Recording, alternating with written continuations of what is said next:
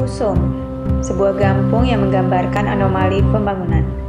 Terletak di Kecamatan Kembang Tanjung, Kabupaten Pidi, dipisahkan oleh muara sungai dari induk kecamatannya.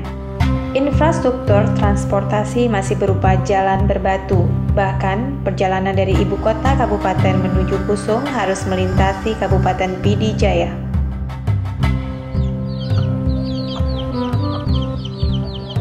Keheningan menyambut saat memasuki Pusung pada jam kerja. Sebagian besar masyarakat berkehidupan sebagai nelayan dan petani tambak. Kaum ibu bukanlah golongan kelas 2, mereka sama produktifnya dengan para suami. Waktu luang dimanfaatkan secara produktif, mulai dari menganyam tikar pandan hingga menjadi petani tambak.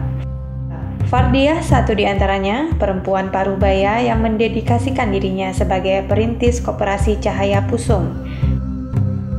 Kami sebenarnya waktu pertama tidak berani mengambil dana long fund sebelumnya. Karena tidak ada usaha yang tepat, pemasarannya tidak tahu kami kemana arah untuk memasarkan barang yang kami produk.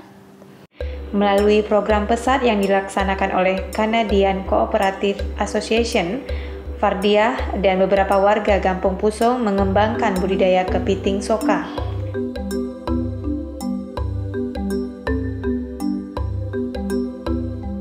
Kondisi alam yang sesuai, permintaan pasar tinggi, dan harga jual yang menjanjikan, Pusung layak menjadi lahan budidaya kepiting soka.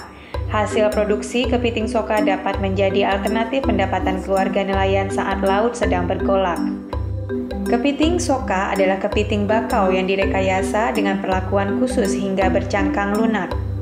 Rasa yang gurih tak sekedar menjadikan kepiting sebagai makanan laut primadona. Asupan protein menjadi bonus pertualangan boga. Nama saya Ismail, selaku pengawas koperasi Cahaya Pusung. Sekaligus pengelola koperasi kepiting lunak, usaha kepiting lunak. Dengan adanya usaha kepiting lunak, kita yang pertama sekali harus menyediakan lahan. Inilah lahan yang pertama, harus ada kedalaman air 1 meter atau 1,20 meter, itu harus rata. Jika kurang dalam, terik matahari akan meningkatkan suhu air dan berdampak buruk terhadap kondisi kepiting. Harus ada lagi pintu air, airnya harus keluar masuk. Jangan sampai air mengendap. Kalau air mengendap, apalagi umpan yang kita tabur ke takir-takir terlalu berlebih, maka umpan itu menjadi busuk. Terjadilah virus di pembusukan umpan itu. Lahan yang digunakan untuk budidaya kepiting soka tidak boleh dijadikan tempat memelihara udang, karena udang lebih mudah terjangkit penyakit. Selain itu, penyakit yang menjangkiti udang sama dengan penyakit yang dapat menjangkiti kepiting. Ikan jenis lain dapat hidup berdampingan dengan budidaya kepiting soka. Itu takir. Takir adalah wadah pemeliharaan kepiting soka. Pada dasarnya bahan takir tidak baku, yang penting wadah harus mengapung di lahan tambak. Koperasi Cahaya Pusung memilih menggunakan takir yang merupakan kombinasi dari bambu 2 jenis jaring dan tali. Bagian bawah takir dibuat dari jaring rapat yang diikat dengan tali hingga menyatu dengan kerangka takir. Jaring bagian bawah harus rapat sebagai penahan pakan agar tidak jatuh ke dasar tambak. Selain itu, kerapatan jaring berfungsi untuk menghindari perebutan makanan antara kepiting yang dipelihara dalam takir dengan kepiting liar di luar takir. Bagian atas takir ditutup dengan jaring yang lebih jarang, 2 x 2 inci per jaring madang. Setelah dijalin dengan tali, bagian atas petakan jaring harus dipotong 3-4 petak untuk mempermudah proses memasukkan, mengeluarkan, dan memberi pakan kepiting. Bagian jaring yang dipotong diikat kembali dengan tali agar kepiting tidak keluar dari bilik takir. Gunakan simpul tali sepatu agar mudah dibuka. Bilik takir berfungsi sebagai ruang isolasi bagi kepiting lunak yang sedang berganti cakang. Ukuran petakan dalam takir 20 cm x 15 cm. Setiap petak takir diisi 1 ekor kepiting.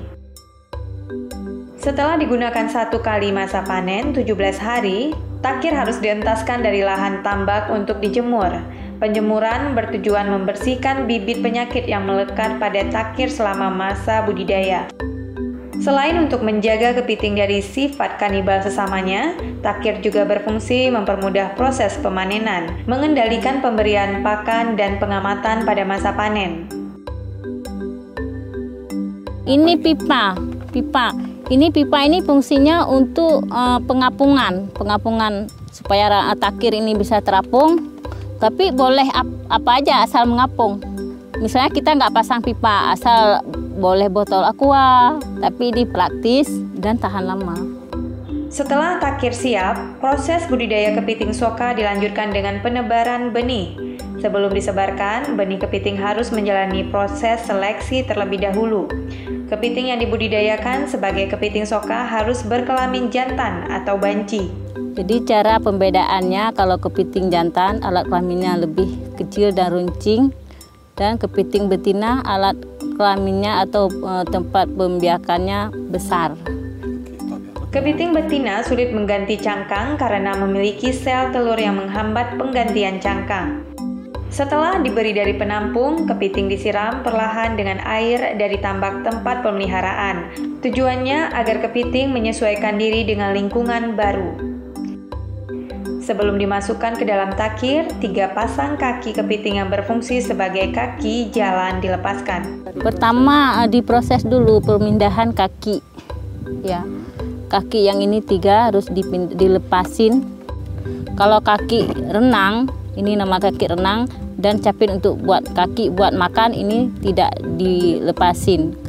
Proses pelepasan 3 pasang kaki jalan bertujuan untuk meminimalisasi gerak kepiting agar proses pergantian cangkang berlangsung lebih cepat. Setelah pelepasan kaki jalan, kepiting langsung dimasukkan ke dalam bilik takir. Kepiting yang akan dijadikan kepiting soka berbobot 100 gram. Dan setelah pergantian kulit, dari ukuran 100 gram bisa menjadi 120 atau 130 gram berat badannya. Dan pemberian pakannya, kalau di minggu pertama penebaran benihnya, kita memberikan pakan 2 hari sekali. Terus minggu kedua 3 hari sekali. Minggu ketiga 4 hari sekali dan sampai 5 hari sekali. Karena kalau mau mendekati panen, dia kalau terlalu kenyang nanti proses pergantian kulitnya susah karena dia terlalu berat bobot badannya. Pakan kepiting bisa dari bahan-bahan limbah pasar daging, limbah pasar ikan, kulit sapi, kulit kerbau, dan lain-lain. Yang digunakan koperasi Cahaya Pusung adalah kulit sapi, karena kalau isi perut ikan, pencemaran airnya terlalu cepat. Prosesnya kulit lembu setelah dibawa, direbus dulu, terus dipotong per kilonya 300 potong. Terus dikasih dalam setiap kotak ini 1 potong. Sisa yang tidak habis dari kepiting boleh dikasih ke kepiting yang lain.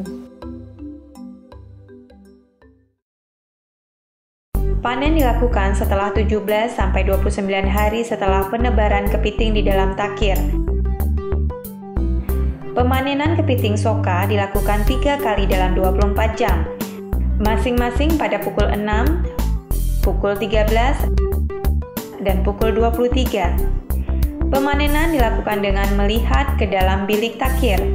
Jika dalam takir terlihat seperti sudah ada 2 ekor kepiting, berarti sudah bisa dipanen. Saat panennya sudah ada kepiting 2 di dalam, seperti sudah ada 2 kepiting, ya kan? Padahal kalau kita lihat sebenarnya yang satu cangkangnya atau kulit lamanya yang sudah diganti, ini kulit lamanya ya.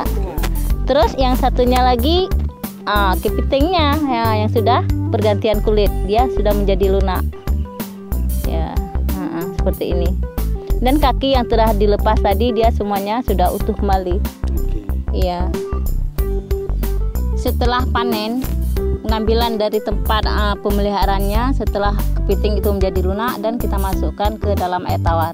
Kenapa dimasukkan ke dalam air tawar? Supaya dia tidak berubah lagi menjadi keras lagi. Kalau terus menerus di air asin, dia akan keras lagi. Dan masa proses pengerasan itu 4 jam. 4 jam kalau sudah dia pergantian kulit, nggak kita ambil atau nggak kita panen, dia akan berubah menjadi keras lagi.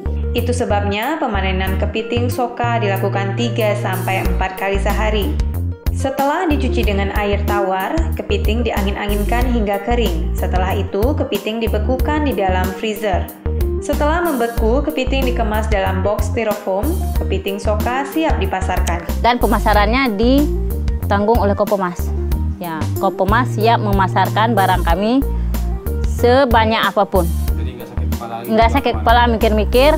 Dengan adanya Kopomas, usaha kami lebih maju, pemasarannya tepat sasaran, dan kami bekerja lebih semangat.